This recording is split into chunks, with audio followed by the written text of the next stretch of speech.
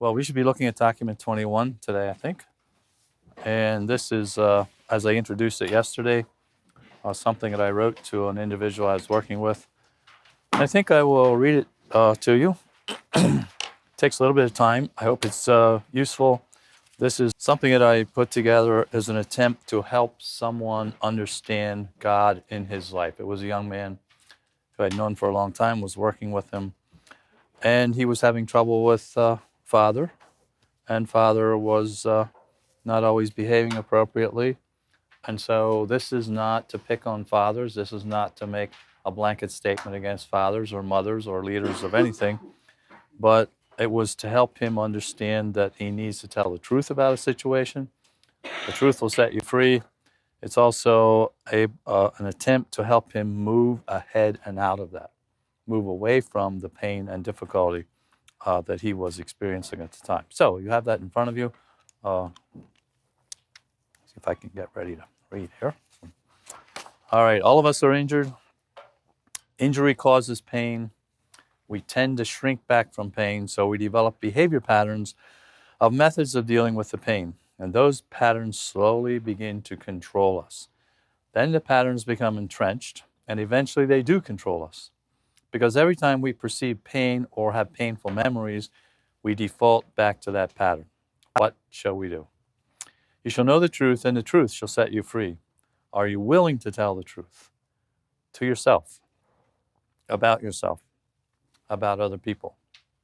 It's easy to protect self and others by maintaining idealized images. My dad's a good man because he's respected in the community, instead of, my dad's a troubled man because he has abused me.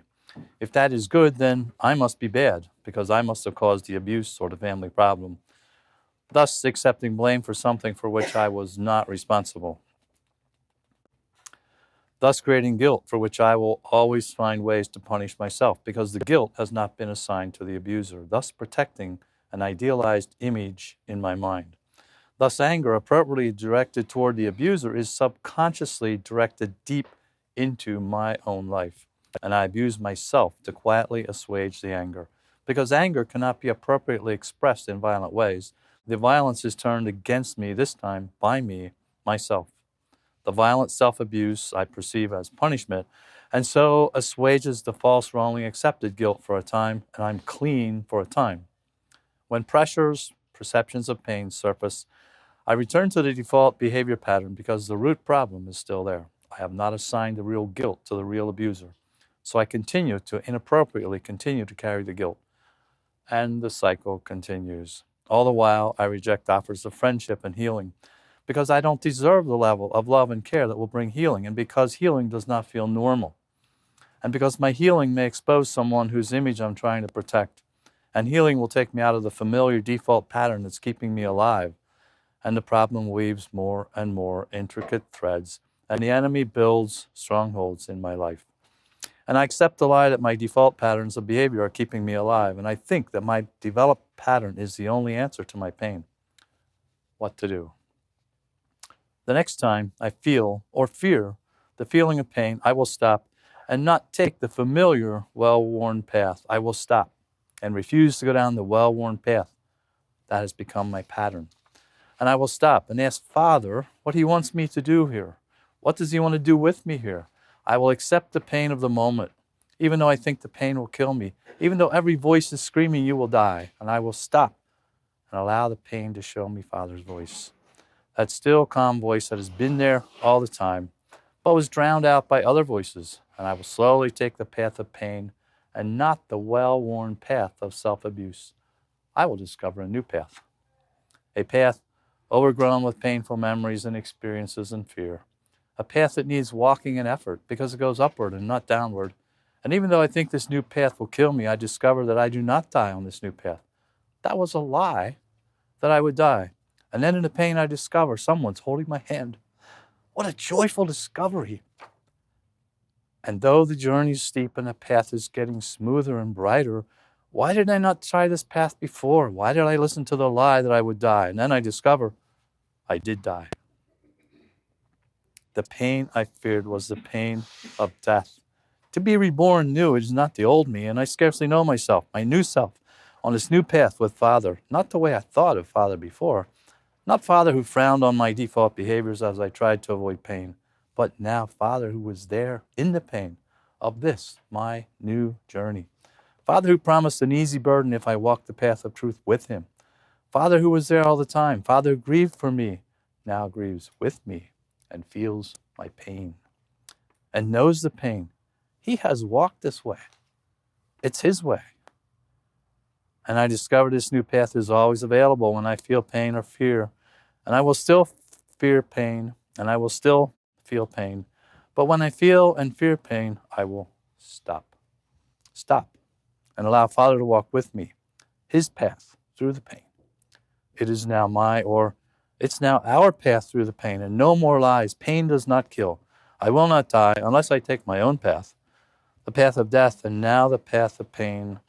I will now take the path of pain and allow myself to feel the pain of birth into the new path that I will choose over and over again and become my new path against the lies that controlled me and put me on the wrong downward path. Every time I feel or fear pain, I will stop and allow the pain to engulf me and grieve the moment, knowing I will not die because I died and I can never die again. Allow Father to hold me and allow the people Father has placed in my life to minister to me. I'll be vulnerable to him and to them. I'll joyfully receive blessing and love from him and them. I will love and live in love. Love that gives and receives, knowing he loves me and is giving me others to love me and to love. I will joy in my life and in my healing. And out of my life will flow rivers of living water that he has placed in me. Water of life in my life. And my life will be a channel of blessing, flowing his love that cleanses and heals me and those around me. And no more must I perform to be accepted because he loves me. No more must I hide, he loves me. No more must I defend, he loves me. No more must I pretend, he loves me. And just to think all this blessing and all I had to endure was just that little pain, that he saw me through and vanquished the lie that I would die. This path, this is life, this new path. Each time I feel or fear pain, I will stop. Stop. Stop and choose. Choose the path of experiencing the pain, knowing he is there. He loves me because I'm his. He has walked his path before. He knows the way. Now I walk his way with him. Some days I can read that and some days I can't. You know, God has a path for us. He does. It's a path of joy. Joy doesn't mean you're always laughing, and it's okay to laugh and have fun. That's not the essence of joy, okay? The essence of joy is even in the darkest hour, you know God's in control. You know things are going to turn out right because God's in control, okay?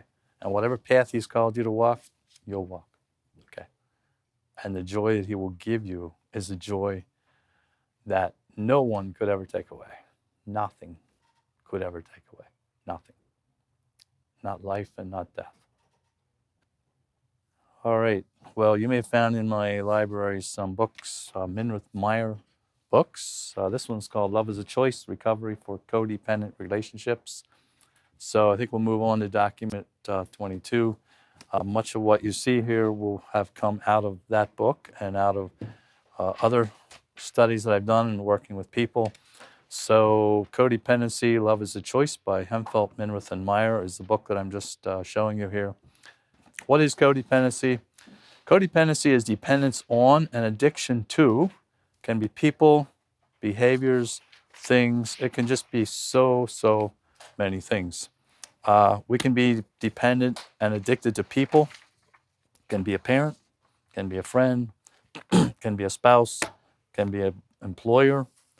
And, you know, we do want to love people. We do want to care about people. I think my wife loves me. I have good reasons to think that after living together 45 years, okay? But what happens if I die or when I die? What will she do then?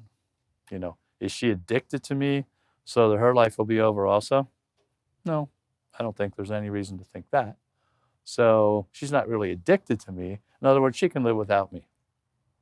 If you're so addicted to someone, you can't live without them, and they die, you die too. Maybe not physically, but emotionally, you just kind of fall apart. And so we want to be careful that we love people, care about them, but we don't be so addicted to them that they're actually controlling us and that our life does not exist without theirs. Can be addicted to behaviors, eating, working, sex, rage, cleanliness, gambling. Can be addicted to almost anything. And people are.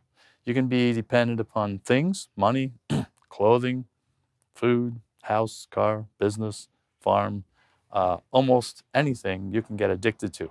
In the process of that, what you're trying to do is control internal, personal feelings and emotions. These people tend to be out of control, and so what they're trying to do is make external control to bring order because there's internal disorder. Okay? That's an important principle to remember. If there's internal disorder, people will try to bring control to their life by controlling all the things around them. And if you're around them, they'll control you. Why? Because they've got internal problems.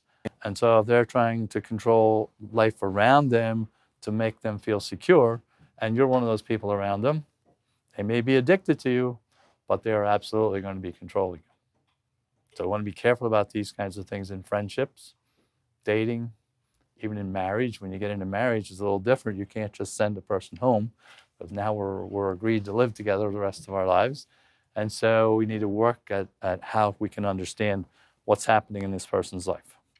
So it's an attempt to control external things like relationships, experiences, events. You might know somebody who's referred to as a control freak, right? Every situation you get into with them, they're going to be calling the shots. They're going to be controlling. They're going to be deciding what. I remember a family we worked with and not getting very far. And finally, one of the sons-in-law called and asked if he'd come and talk to me. So he came and talked to me. And he said, well, I just want you to know that in their family, Dad is always right. He's right. Even when he's wrong, he's still right. Okay? Now, this is a person who is really codependent. And so everybody around him is going to have to bow to his wishes. And even when he's wrong, you still can't counter him. You still can't talk to him about it because he's always right. So what he's doing is, because Dad has internal control, and it's not always Dad's. It can be the boss. It can be Mom. It can be you. Okay? But so many times, fathers do have the power, and sometimes they, instead of, we should talk about this a little bit here, instead of being authoritative, they become authoritarian.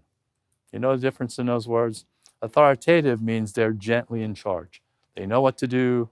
They know how to do it. They know how to get it done. They know how to use the gifts that God's placed in their family. They're authoritative. An authoritarian is a bully. Is a bully who is determined to make sure everything goes his or her way. That's authoritarian. You're going to do it because I said so. Even if you're 25 years old and you're my son or daughter, if I say so, you're going to do it that way. Okay? That's authoritarian, and that sort of thing causes rebellion. That sort of thing causes, that sort of level of codependency kind of works, especially between parents and children, until the children get a little older, and all of a sudden, things start going the wrong way. And Lois and I were talking about a family that I'm concerned about, and she said, why are you so concerned about this family? And I said, the reason I'm concerned about it is because Dad's authoritarian. Now we got children growing up, and sooner or later, those children are going to say, no. Because Dad, instead of being authoritative and being the loving, kind, gentle person who gives direction, is the authoritarian, and everything has to go his way. And he's right, even when he's wrong. And so when we get into these situations, you've got somebody who's internally out of control.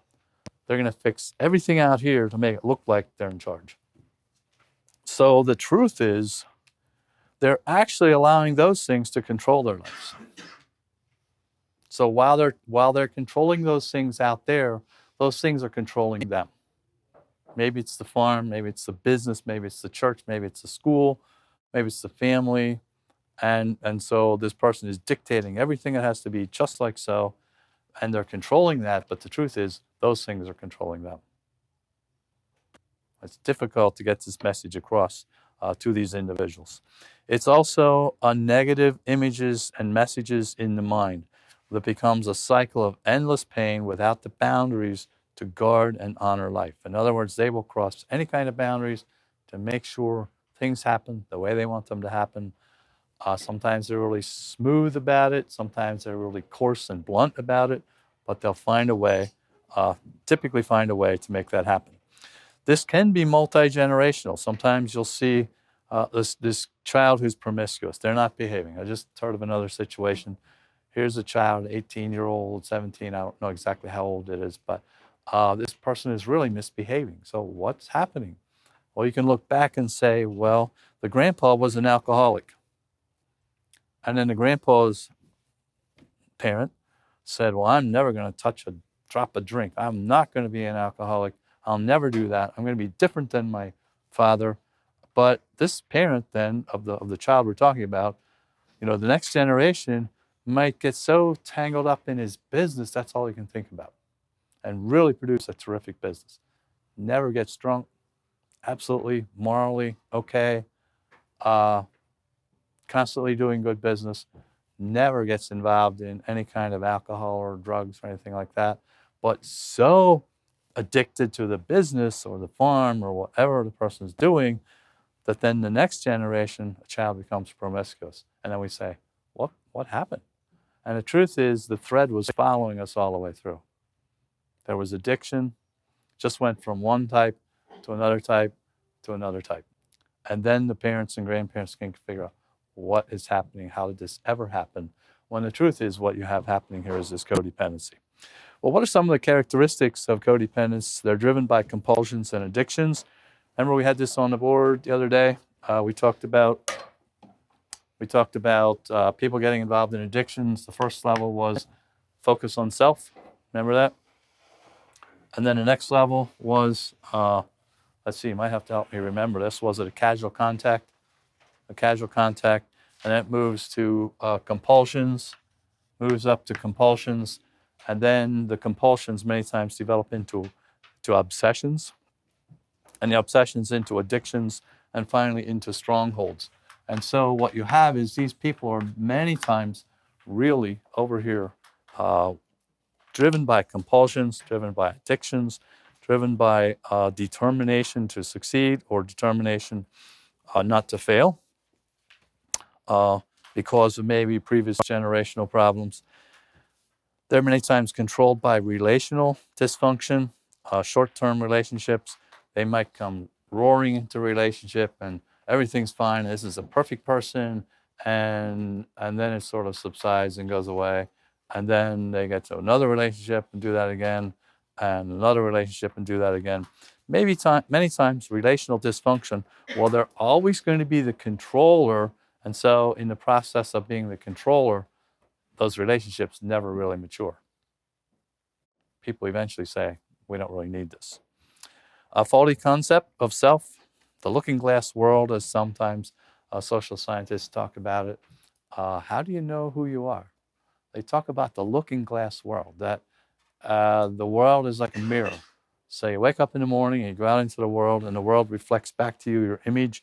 And the illustration I use sometimes is supposing you come to Bible school or you go to church and you wear a blue shirt and nobody talks to you.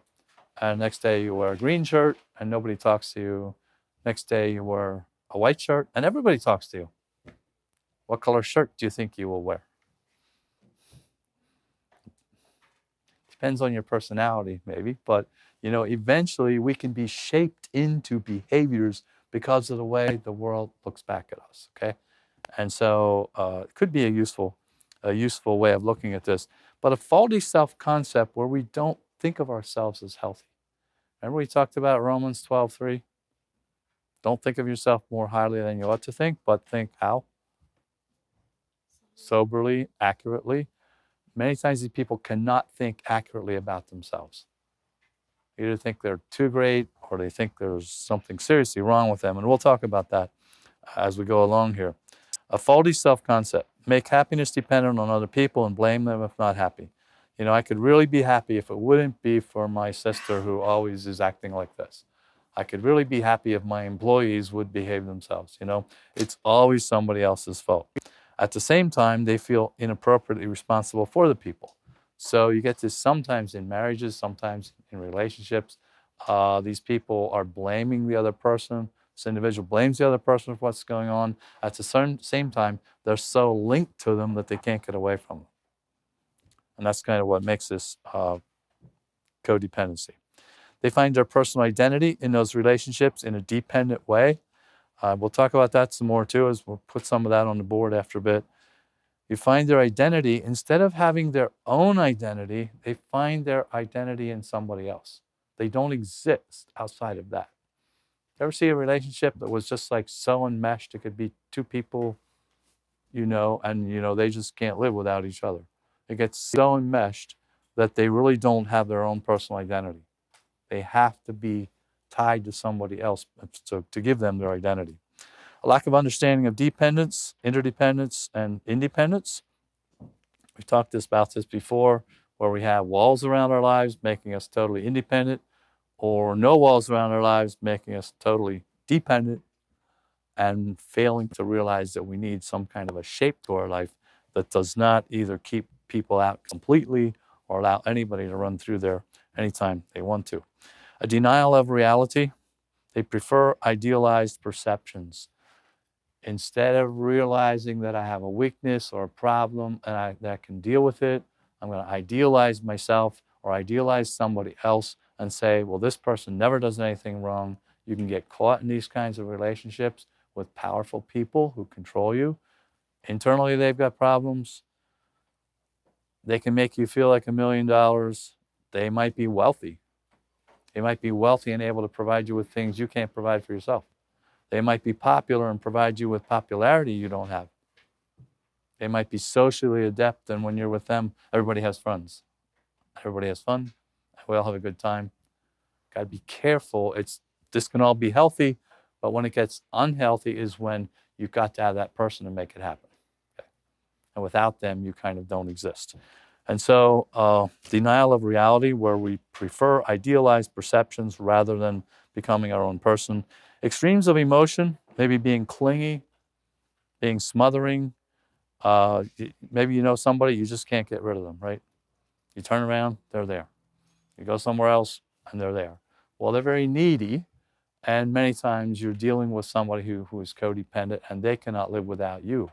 So extremes of emotion, they may be smothering, they might be demanding, they might be blaming, they might be controlling.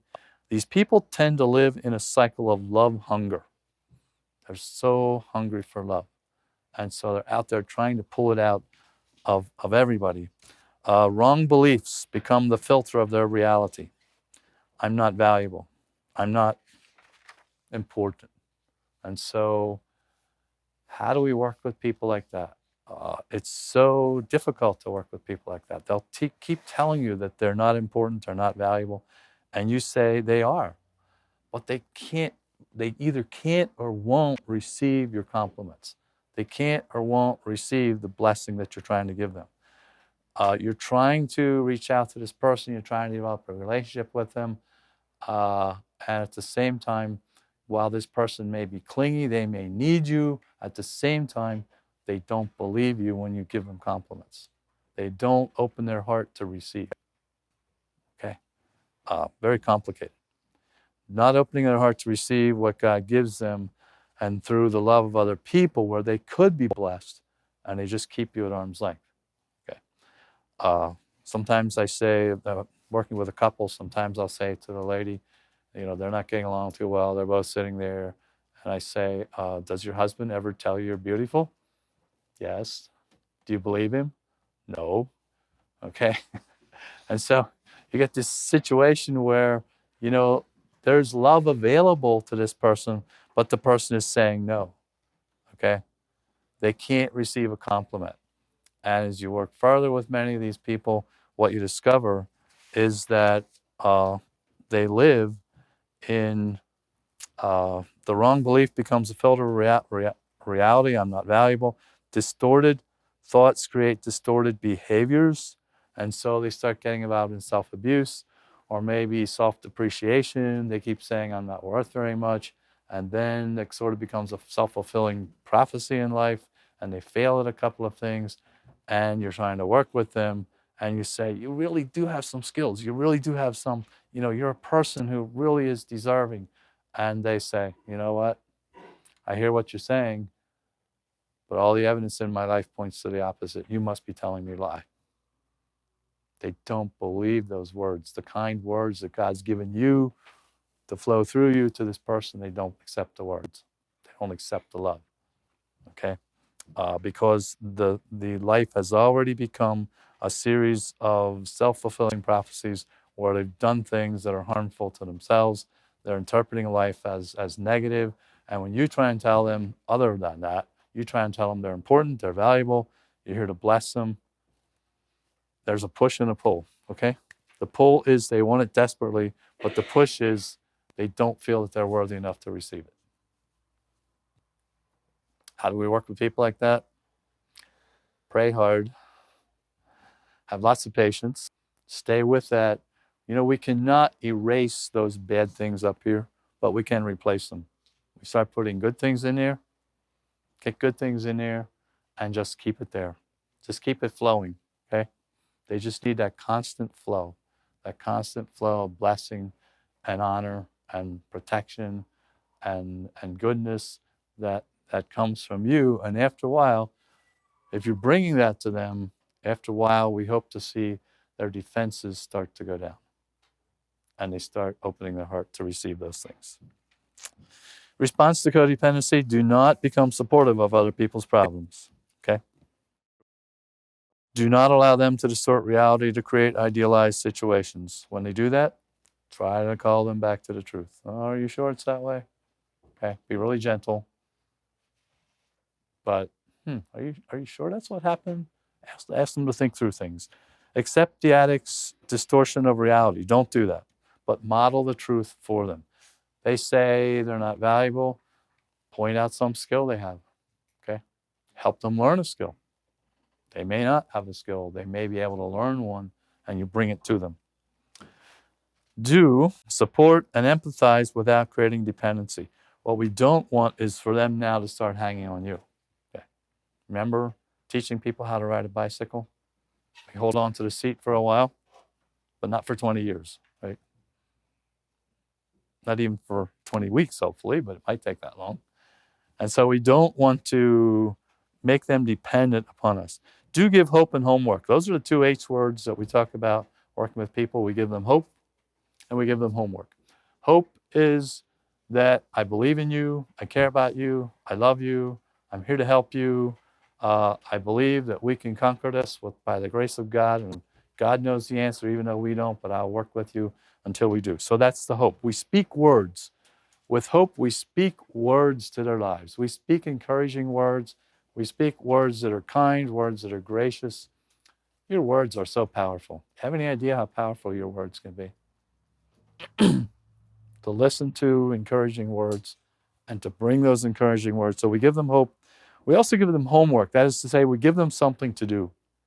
I need you to do this, okay? Could you please do this?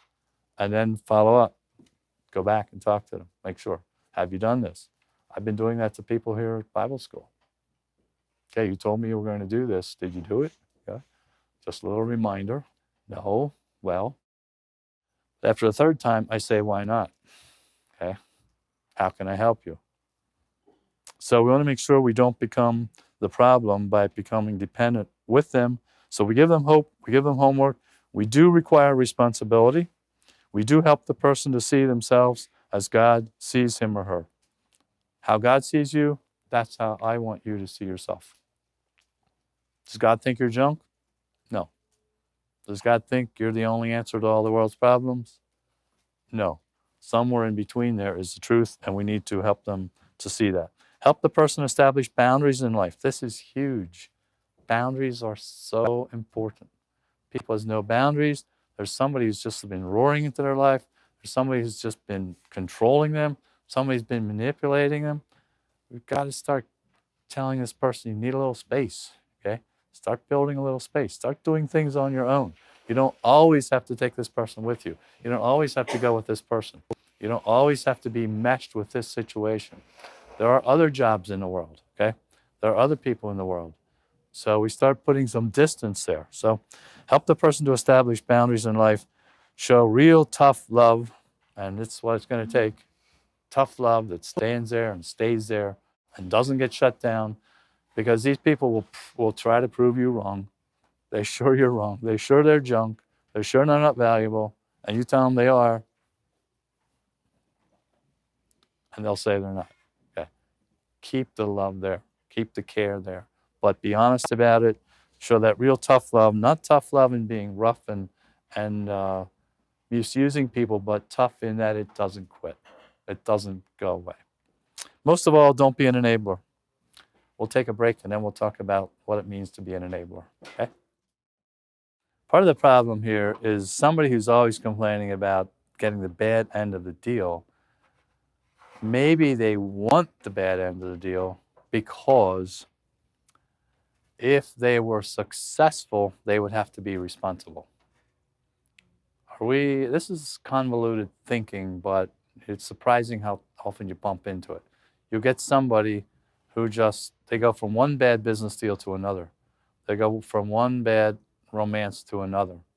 They go from one failing church to another. And after a while, you ask yourself, what's happening here? Especially when it comes to financial loss or relationship loss. For example, the financial is the easy one to explain, because let's say a person begins a business and begins to make lots of money. If you make money, you are responsible to handle the money. If you lose money, you don't have that responsibility. And some people do not like the responsibility that goes with having money.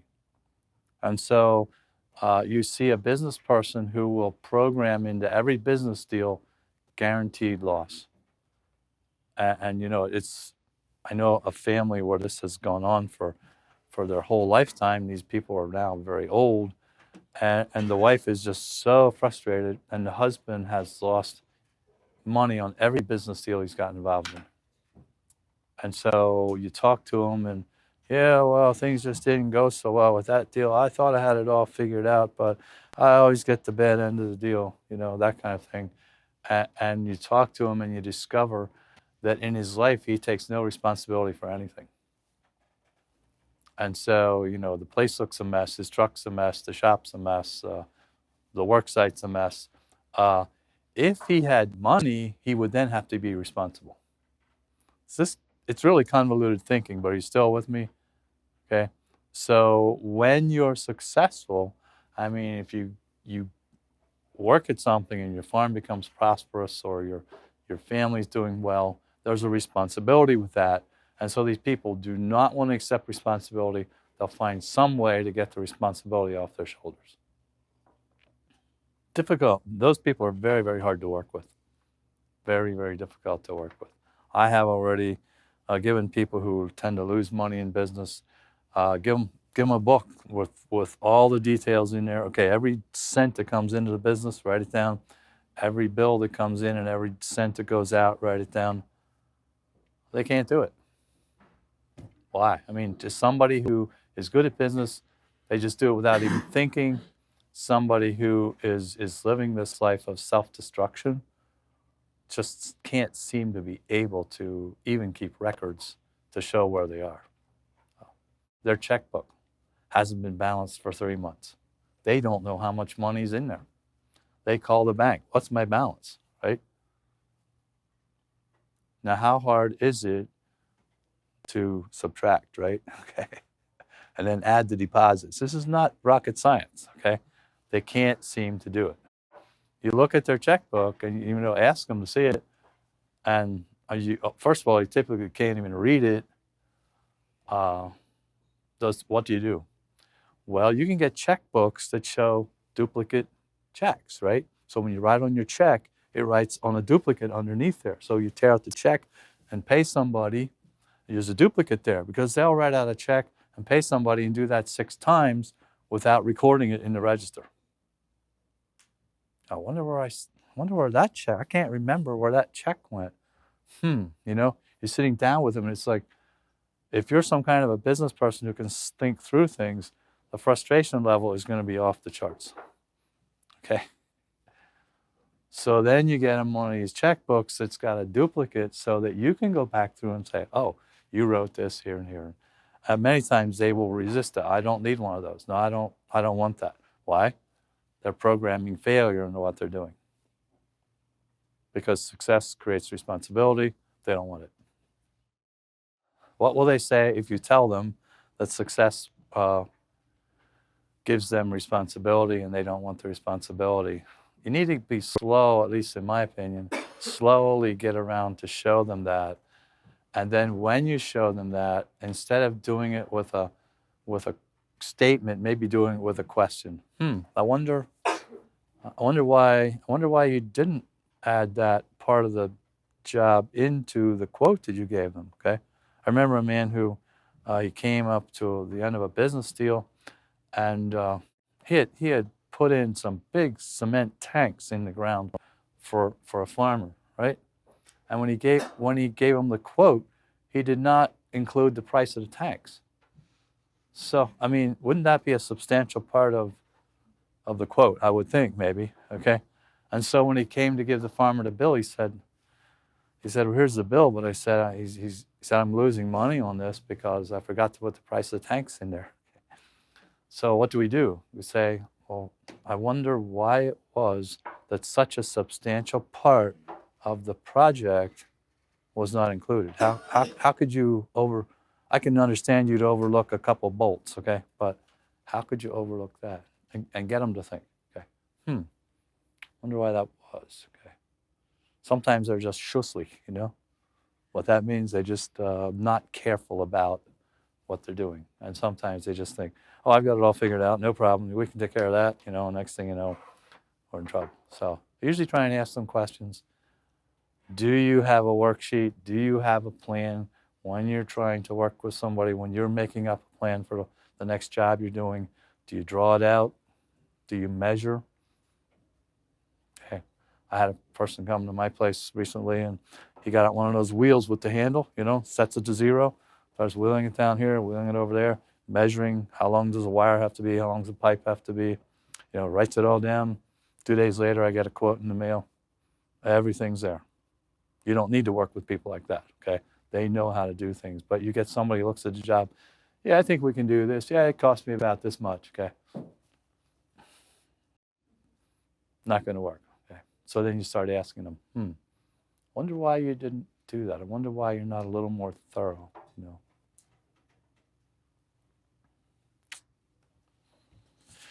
All right, we were going to talk about enablers. So what's an enabler? An enabler is someone who makes possible acts of sinfulness and irresponsibility in a person's life. Jesus was not an enabler. My illustration I typically use, and please, if you're not quite paying attention, now would be a good time to pay close attention, because I'm going to tell you something, I'm going to role play something that I don't do, all right? So let's say I go to your church, and here comes the offering basket, and when it goes by, I take some money out and put it in my pocket. I don't do this. You understand? All right. I have never done this. I intend to never do this, okay? But supposing, I come back another time and you see me do this and you think, I didn't see that. He wouldn't do that, right? But the next time I'm there, you sit where you can watch me, right? You're going to watch this time. And the next time you see me do the same thing and you think, something's wrong. And so the third time, you're going to really be watching and you say, I can't believe this. This person literally does this, okay? What would you do? You've seen it 3 times. What would you do? See, if you're an enabler, you will just be quiet and act like you didn't see it. Did you steal the money? No. But you are making it possible for me to steal the money because you know I do it and you don't say anything. So if you are not an enabler, you'll come to me and say, I'm really disappointed with what I saw. I can't quite believe it. Do you really, You must be having some financial hardship or something. I'm sort of coming in the side door here instead of like facing them face on. And if I don't respond, what do? You need to go to the treasurer, go to the deacon, go someplace and say, hey, I don't like to be talking about this, but something is seriously wrong. Okay. If you do that, you're not an enabler. If you don't do that, you are enabling me to do wrong. And almost always is what we get here. So I put on the board, you get the codependent person who really is dependent. So here we have one person, here we have another person. They're both codependents, but they work together like this. This person is dependent upon a substance. It can be alcohol, can be drugs, can be almost anything.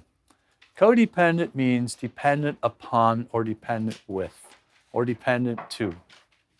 So codependent means this person is dependent upon a substance.